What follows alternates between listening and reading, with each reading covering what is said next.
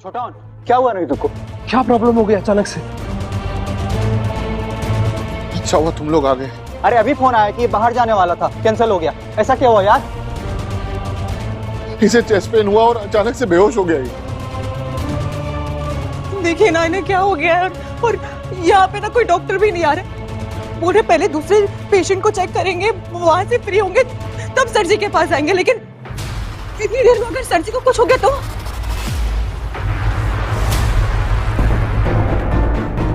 भगवान ना करे अगर बेहोशी की हालत में सर जी अगर कोमा में चले जाते तो? कुछ नहीं होगा। तो किस पे इल्जाम लगाएंगे? किसकी जिम्मेदारी होगी बताइए? इसकी जिम्मेदारी कौन लेगा?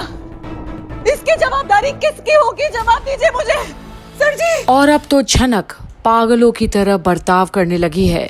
उसे अब कोई डॉक्टर चाहिए जो सिर्फ और सिर्फ अनी पर ध्यान दे, पर अब कोई कुछ नहीं बोल रहा। बस झनक की हालत को देखते हैं सब। वहीं घर में भी हलचल तो मची है। लेकिन अब अनी है कहाँ? हमें क्या पता ठामी, हम तो वहां से चले आए। उसने वहां पहुंचते ही जो ड्रामा शुरू किया है। उसे इतना दर्द हो रहा था अचानक से कि वो एक कदम नहीं ले पा रहा था। उसे एयरपोर्ट जाना नहीं था, वहां से उठना नहीं था। हमारी फ्लाइट वैसे ही मिस होनी थी, इसलिए हम वहां रुक के क्या करते, इसलिए हम चले आए। और अगर आपको और भी कुछ पूछना है ना, तो आप छोटोन से पूछ लीजिएगा, क्योंकि वो है अनी के साथ वहां। पर अर्शी, हो सकता है वो सही में बीमार हो। और अब जब अंजना बोल पड़ी है तो गुस्सा तो आना ही है अर्शी को भी। अर्शी, तुम अनी की पत्नी हो। जब वो खुद तुम्हें कह रहा है कि वो बीमार महसूस कर रहा है तो एक बार पूछ लेना चाहिए था। आप लोगों की वजह से ही वो बदतमीजी करने लगा है। दिमाग खराब कर दिया है आप लोगों ने उसका। मेरी बेटी की जिंदगी बर्बाद हो रही है।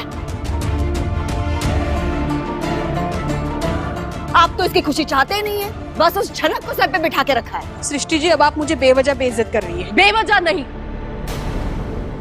डिजर्व करती है आप। और अब अर्शी के बिगड़े बोल सुनकर और देखकर माँ और अंजना दोनों चौंकते हैं। क्या ऐसी होती हैं बहू बेटियां घर की? आपने झलक को सिर पे नहीं चढ़ाया, नहीं पैम्पर किया झलक को।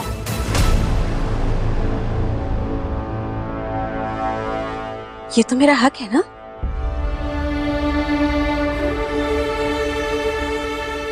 यही होता है ना, माना मैं आप जितनी अमीर नहीं हूँ, मेरे पास उतना पैसा रुतबा नहीं है, मैं अपने ही ससुराल में बातें भी सुन लेती हूँ, पर किसे पसंद करना है किसे नापसंद, इतना हक तो मुझे होगा ही। और हाँ, मैंने झनक को सर पे चढ़ाया क्योंकि वो उस लायक है, और अब तो वो इस घर में भी नहीं है, तो उसके बारे में इतनी बातें क्यों हो रही है? इतनी अनजान मत बनो। ये जो भी हो रहा है ना, वो झनक की वजह से ही हो रहा है। अनिरुद्ध को कंट्रोल कर रही है वो। अनिरुद्ध उसके इशारों पे नाच रहा है। और अब तो सृष्टि तक अपनी भाषा पर संयम नहीं रख रही। बेइज्जत करने पर तुली है अंजना को, पर कोई कुछ नहीं कहता। और उसकी वजह से मेरी बेटी की जिंदगी सफर हो रही है। पर इस वक्त क्या किसी को भी अनी की नहीं पड़ी? वो किस हाल में है, क्या उन्हें जानकारी नहीं लेना? जहां अब हॉस्पिटल में। अरे लेकिन यहाँ पे कोई डॉक्टर क्यों नहीं है? आप लोगों को आइडिया नहीं है कि आप लोग किससे डील कर रहे हैं? कॉर्पोरेट सेक्टर के सबसे बड़े पोजीशन पे है ये, और इस हॉस्पिटल को जो भी डोनेशन जाता है ना, वो हमारे कंपनी के थ्रू जाता है, समझे? और आप लोग हमारे पेशेंट को इग्नोर कर रहे हैं। शांत हो जाइए आप प्लीज, डॉक्टर साहब आ गए हैं।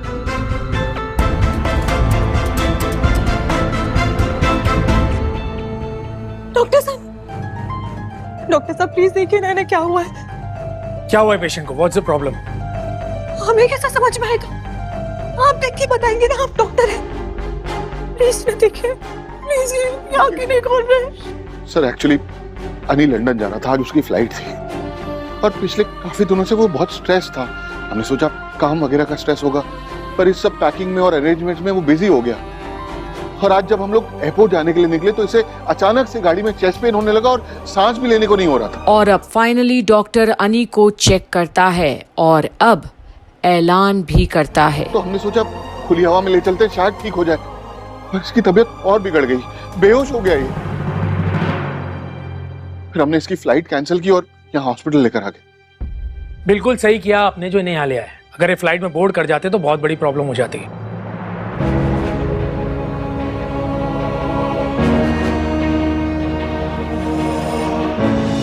आपकी बातें सुनकर लग रहा है कि इन्हें स्ट्रोक आया है।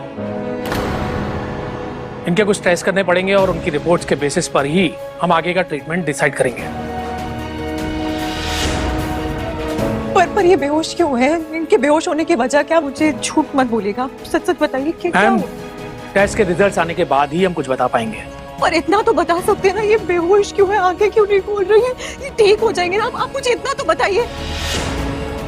देखिए मैडम, मैंने आपको कहा शायद इन्हें स्ट्रोक आया है और काफी सीवियर भी हो सकता है, और रिपोर्ट्स को देखने के बाद ही मैं आपको कुछ बता पाऊंगा।